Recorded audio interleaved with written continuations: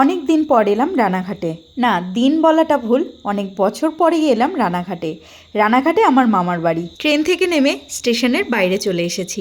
এবার এখান থেকে একটা টোটো নিয়ে নেব। টোটোতে উঠে পড়েছি, এবার সোজা চলে যাব মামার বাড়িতে। যখন ছোট ছিলাম তখন খুব আসতাম এখানে। মামারা কল্যাণীতে যেত আর আমাকে নিয়ে চলে আসতো, আর আমি খুব মজা করতাম এখানে এলে। আফটার অল মামা বাড়ি বলে কথা, তাই না? আর এই বাজারটাও আমার খুব পরিচিত।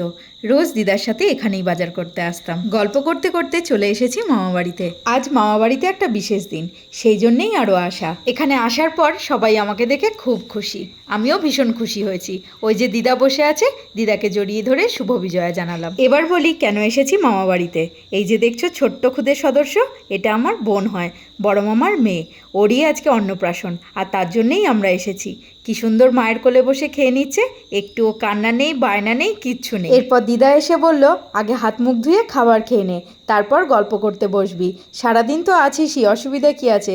আগে সময় মতো খেয়ে নে, তারপর গল্পগুজব করি। সকালের খাওয়ার পর্ব শেষ করে বোনটাকে সাজিয়ে গুছিয়ে কোলে নিয়ে আদর করছিলাম। তার মধ্যেই মামা এসে বলল, বাজনাওয়ালারা চলে এসেছে, চল বাইরে চল। বাইরে গিয়ে দেখলাম দুটো টোটো দাঁড়িয়ে রয়েছে, কারণ দাদু দিদা বোনকে কোলে নিয়ে আর আশেপাশের কিছু বয়স্ক মানুষদের জন্য টোটো বলা হয়েছে, কারণ যারা হাঁটতে পারে না তারা টোটো করে যাবে। আর ওইদিকে দেখো, আমার ছোট মাসি নাচও শুরু করে দিয়েছে ইতিমধ্যে। মাসিকে দেখে একে একে সবাই আরম্ভ করে দিয়েছে নাচ। আমি বা বাদ যাই কেন, নাচতে পারি না ঠিকই, তবুও সবার সাথে তালে তাল মিলিয়ে একটু নেচেও নিলাম। অনেক দিন পর মামা বাড়িতে এসে সবার সাথে মিলে খুব মজা করেছি। বাড়ি ফিরতে হবে, সেই জন্যেই খেতে বসে পড়লাম। বাইরে তখন মুষলধারায় বৃষ্টি পড়ছে। প্রথম পাতে পরিবেশন করা হলো কাবুল রোল, স্যালাড, সস। তারপর দেওয়া হলো রাধাবল্লভী চানা মশালা। এটা খাওয়া শেষ হতেই পাতে পড়ে গেল গরম গরম ভাত, সাথে ভেজ ডাল আর ঝুরি আলু ভাজা। এটা আমার সব থেকে পছন্দের খাবার।